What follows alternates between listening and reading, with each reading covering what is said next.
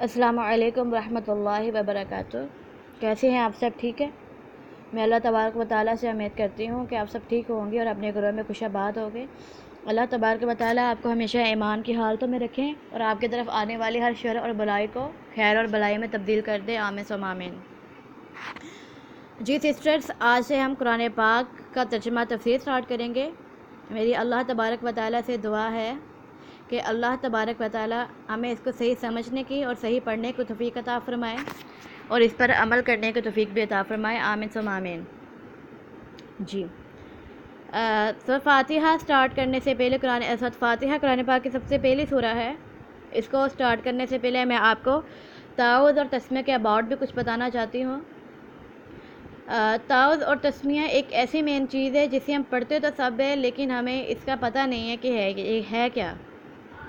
ہم نے یعنی کہ آج تک تعوذ اور تسمیہ کی قدر کو نہیں جانا۔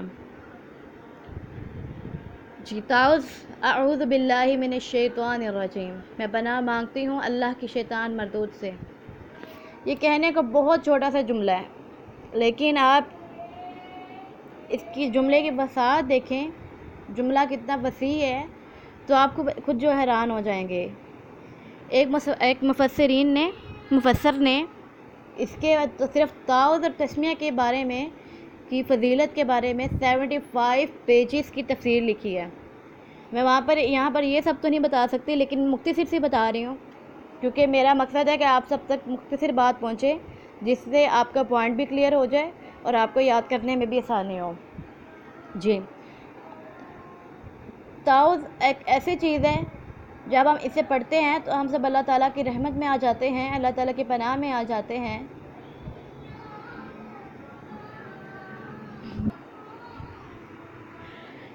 تعوذ کے بارے میں ہے کہ تلاوت سٹارٹ کرنے سے پہلے ہمیشہ تعوذ اور تسمیہ کا پڑھنا ضروری ہے، حدیث میں بھی آتا ہے۔ اور اس کے علاوہ حتیٰ کہ سورۃ توبہ ایک ایسی سورہ ہے جس میں بسم اللہ نہیں پڑھی جاتی اور نہ ہی تعوذ پڑھی جاتی ہے، لیکن اس کے بارے میں بھی ہے کہ جب سورۃ توبہ کی تلاوت انسان ڈائریکٹ سٹارٹ کرے تب تعوذ اور تسمیہ پڑھنے میں کوئی حرج نہیں ہے، ٹھیک ہے؟ اس کی تلقین سمجھانے کے لیے میں یہاں پر سورۃ توبہ کو لے کر آئی ہوں کہ تعوذ کتنی ضروری ہے ہر کام کرنے سے پہلے۔ تو صرف قرآن پاک پڑھنے سے پہلے ہی نہیں، اپنے دن کا جب سٹارٹ کریں تب تعوذ اور تسمیہ کی عادت بنائیں۔ بسم اللہ تو ہم عام طور پر پڑھ لیتے ہیں، لیکن تعوذ کی عادت نہیں بناتے۔ اور بسم اللہ الرحمن الرحیم، شروع اللہ کے نام سے جو بڑا مہربان سب پر مہربان ہے۔ بسم اللہ الرحمن الرحیم کی تفسیر کے بارے میں ہے کہ ایک انسان، جیسے کہ اب ہم نے ارادہ کیا ہے کہ ہم ترجمہ تفسیر پڑھیں گے، ٹھیک ہے؟ ہم نے ارادہ کیا ہے نا کہ ہم ترجمہ تفسیر پڑھیں گے، لیکن یہ ارادہ ہم کرایا کس نے ہے؟ یہ ارادہ ہم سے اللہ تعالیٰ نے کرایا ہے۔ ہمارے دماغ میں یہ ہے کہ یہ ہماری کوشش کی وجہ سے ہوا ہے، یہ ہماری محنت کی وجہ سے ہوا ہے، ہم لیکچر کو سن رہے ہیں اس وجہ سے ہوا ہے، لیکن یہ اللہ تعالیٰ کی طرف سے ہماری محنت بھی ہے اس میں، لیکن یہ اللہ تبارک و تعالیٰ کی طرف سے ہوا ہے۔ جس طرح کہ بسم اللہ الرحمن الرحیم کے کی ترجمہ سے واضح ہے کہ شروع اللہ کے نام سے، کہ میں نے جو ترجمہ تفسیر سٹارٹ کیا ہے یہ اللہ تعالیٰ کے نام سے شروع کیا ہے، کیونکہ فرسٹ میں تو ہم اعوذ باللہ اور بسم اللہ ہی پڑھیں گے نا، جو بڑا مہربان اور سب پر مہربان ہے۔ ابھی میں نے آپ کو بسم اللہ کی بتائی ہے، اور رحمان اور رحیم کی جو تفسیر ہے اگلی میں آیت میں بتاؤں گی، سورۃ فاتحہ کی آیت میں، ٹھیک ہے؟ تو سورۃ فاتحہ کے بارے میں کی عظمت جان لیجئے۔ سورۃ فاتحہ کی نازل کب ہوئی، کس طرح سے ہوئی، یہ بھی جان لیجئے۔ سورۃ فاتحہ ایک مرتبہ آپ صلی اللہ علیہ وسلم حضرت جبرائیل علیہ السلام کے ساتھ بیٹھے ہوئے تھے اور اچانک آسمان کی طرف سے ایک شور آیا۔ حضرت محمد صلی اللہ علیہ وسلم نے حضرت جبرائیل علیہ السلام سے پوچھا یہ کس طرح کا شور ہے؟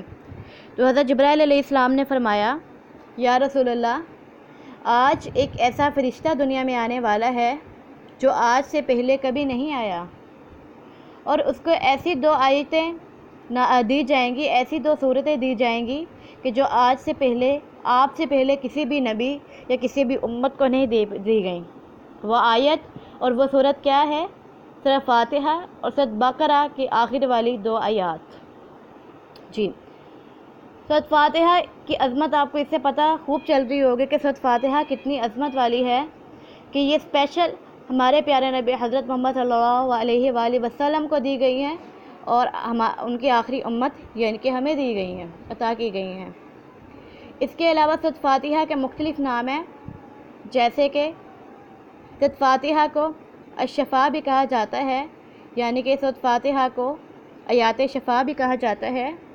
اس کے علاوہ سورہ فاتحہ کو الدعاء بھی کہا جاتا ہے، کیونکہ ہم سورہ فاتحہ پڑھنے کے بعد ہمیشہ آمین کہتے ہیں، اور اس میں انسان اللہ تبارک و تعالیٰ کی حمد و ثنا کا بیان کرتا ہے سورہ فاتحہ میں، کہ فرسٹ آیات میں، اور پھر نیکسٹ مڈل آیات میں انسان اللہ تبارک و تعالیٰ سے دعا مانگتا ہے، جیسے کہ ایاک نعبد و ایاک نستعین، ہم تجھے سے عبادت کرتے ہیں اور تجھے سے مانگتے ہیں۔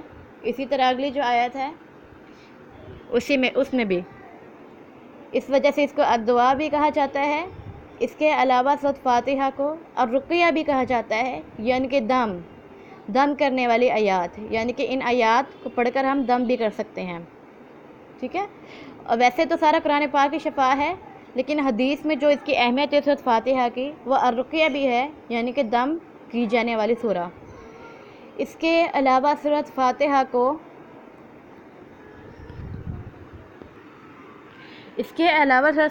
کو ام القرآن بھی کہا جاتا ہے۔ عربی میں کا مطلب ہے ماں، اور ماں کا مطلب ہے بنیاد، یعنی کہ سورہ فاتحہ کو قرآن پاک کی بنیاد بھی کہا جاتا ہے۔ اس کے علاوہ بھی سورہ فاتحہ کے بہت نام ہیں، لیکن میں نے یہاں پر چند نام بتائے ہیں سورہ فاتحہ کی عظمت کے بیان کرنے کے لیے۔ اس کے علاوہ سورہ فاتحہ ایک ایسی سورہ ہے جو قرآن پاک میں بھی پڑھی گئی ہے، اور قرآن پاک کی ایک ایسی سورہ ہے جو کہ ایک ہی مرتبہ نازل فرمائی گئی ہے۔ باقی سورہ، چاہے وہ سورہ اخلاص ہی کیوں نہ ہو، چاہے وہ سورہ ناس بھی کیوں نہ ہو، سب کو 2 آیات، ایک آیات کر کے اتارا گیا، لیکن سورہ فاتحہ ایک ایسی واحد صورت ہے جس کو کہ ایک ہی مرتبہ تمام آیتیں سورہ فاتحہ کی نازل فرمائی کی۔ اور اس کے علاوہ سورہ فاتحہ کی عظمت کے بارے میں یہ بھی ہے کہ سورہ فاتحہ ایک ایسی سورہ ہے جس کو ہم نماز میں ہر رکعت میں پڑھتے ہیں۔ اگر ہم ایک رکعت میں بھی سورہ فاتحہ کو مس کر دیں تو ہماری جو نماز ہے وہ ہوتی نہیں ہے۔ تو یہ سورہ فاتحہ کی کچھ عظمت تھی جو میں نے آپ کو بتائی، میں امید کرتی ہوں کہ آپ کو سمجھ میں آئی ہوگی۔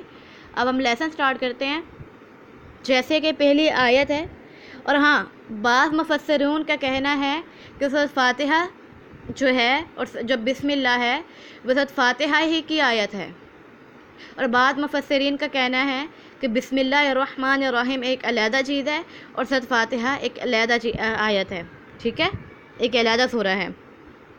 بسم اللہ الرحمن الرحیم کا ترجمہ اور تفسیر میں نے کہا تھا میں آپ کو آگے بتاؤں گی، اب دیکھیے گا دھیان سے۔ با سے اسم نام اللہ آل جو رحمان بہت مہربان، الرحیم جو رحم کرنے والا ہے۔ شروع اللہ کے نام سے جو سب پر مہربان، بہت رحم کرنے والا ہے یا بہت مہربان ہے، ٹھیک ہے۔ اس کے علاوہ اس طرح بھی پڑھ سکتے ہیں، بسم اللہ، شروع اللہ کے نام سے، الرحمن جو رحم کرنے والا ہے، الرحیم بہت زیادہ رحم کرنے والا ہے یا بہت زیادہ مہربان ہے۔ الرحمن عربی لغت کے لحاظ سے الرحمن کے معنی ایکسٹینسو، یعنی کہ بہت وسیع کے ہیں، بہت وسیع، کہ الرحمن کی ذات صفت میں اللہ تعالیٰ کا نام ہے الرحمن الرحیم، اللہ تعالیٰ کی صفات ہے دونوں، لیکن جو الرحمن اللہ تعالیٰ کی صفت ہے یہ بہت ایکسٹینسو ہے، یعنی یہ بہت وسیع ہے کہ اس سے کافر بھی فائدہ اٹھاتے ہیں اور مومن بھی فائدہ اٹھاتے ہیں۔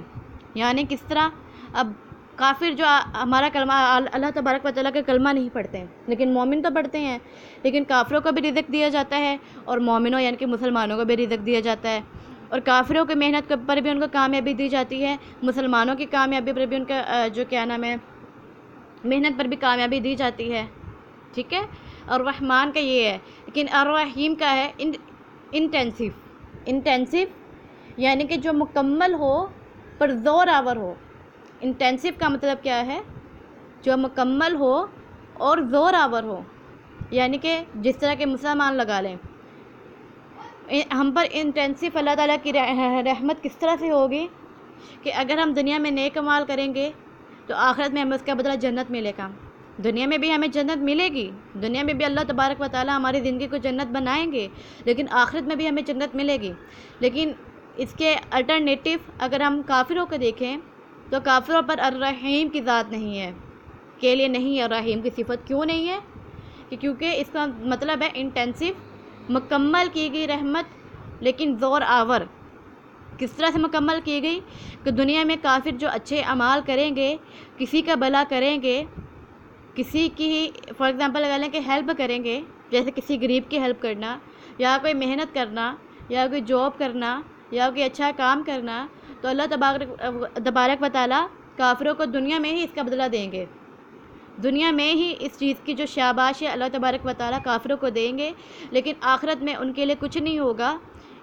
ایکسٹینسو اس لیے ہوتا آخرت میں ان سب کے لیے کہ اگر وہ کلمہ پڑھتے، اگر وہ اللہ تبارک و تعالیٰ پر ایمان لاتے، اللہ تبارک و تعالیٰ کی کتابوں پر ایمان لاتے، اللہ تبارک و تعالیٰ کے فرشتوں پر ایمان لاتے، اللہ تبارک و تعالیٰ کے نبی حضرت محمد صلی اللہ علیہ وآلہ وسلم پر ایمان لاتے، وہ ایمان نہیں لائے، اس وجہ سے ان کے لیے انٹینسیو ہے کہ الرحیم ہے، اور اگر وہ ایمان لاتے تو ان کے لیے بھی ایکسٹینسیو صفت ہونی تھی، یعنی کہ بہت وسعت، بہت وسیع، ٹھیک ہے۔ تو یہ تھی الرحمن اور الرحیم کی صفت۔ دوبارہ سے ایکسپلین کر رہی ہوں، الرحمن جو ہے بہت ایکسٹینسیو کہ بہت وسیع، جس سے کافر بھی فائدہ اٹھاتے ہیں اور مسلمان بھی فائدہ اٹھاتے ہیں، اور الرحیم جو ہے مکمل طور پر مگر زور آور کہ کافر جو محنت مشقت کریں گے دنیا میں ان کا بدلہ دے دیا جائے گا، لیکن آخرت میں ان کو بدلہ نہیں دیا جائے گا، کیونکہ انہوں نے محنت تو کی ہے، اچھے اعمال تو کیے ہیں، لیکن اس کفر کی بنیاد پر، اسلام کی بنیاد پر نہیں، ٹھیک ہے۔ اگلی آیت ہے الحمد للہ رب العالمین، تمام تعریفیں اللہ کے لیے ہیں جو تمام جہانوں کا رب ہے، یا جو تمام جہانوں کا پروردگار ہے۔ لفظی ترجمہ سن لیجئے، الحمد تمام تعریفیں، للہ اللہ کے لیے ہیں، رب جو رب ہے، العالمین تمام جہان کا۔ الحمد کی تفسیر سنیے، تمام تعریفیں، کون سی تعریفیں؟ دنیا کو پیدا کرنے کی، آسمان کو پیدا کرنے کی، انسانوں کو پیدا کرنے کی، حیوانوں کو پیدا کرنے کی، نباتات پیدا کرنے کی، جاندار چیزیں پیدا کرنے کی، بے جان چیزیں پیدا کرنے کی، غرض ایسی چیزیں کہ جس کو دیکھ کر انسان کا جو دماغ ہے وہ ہل جائے، انسان گھبرا جائے کہ یہ کس طرح سے پاسبل ہے، یہ کس طرح سے پاسبل ایک انسان کر سکتا ہے، ایک انسان سے وہ چیز پاسبل کبھی نہیں ہو سکتی۔ الحمد کے معنی یہ ہے کہ تمام تعریفیں، سمپلی آپ کو بتا رہی ہوں کہ تمام تعریفیں جو بھی دنیا میں جتنی بھی ہیں اچھی چیزیں ہیں، جیسے کہ آسمان کو پیدا کرنا، پودے، جانور، حیوان، نباتات، بے جان، جاندار، یہ سب اللہ تبارک و تعالیٰ کے ہی تعریف کے قابل ہیں، کیونکہ اللہ تبارک و تعالیٰ نے انہیں پیدا کیا ہے، للہ ہی اللہ کے لیے ہیں، ٹھیک ہے۔ تمام تعریفیں، کون سی تعریفیں؟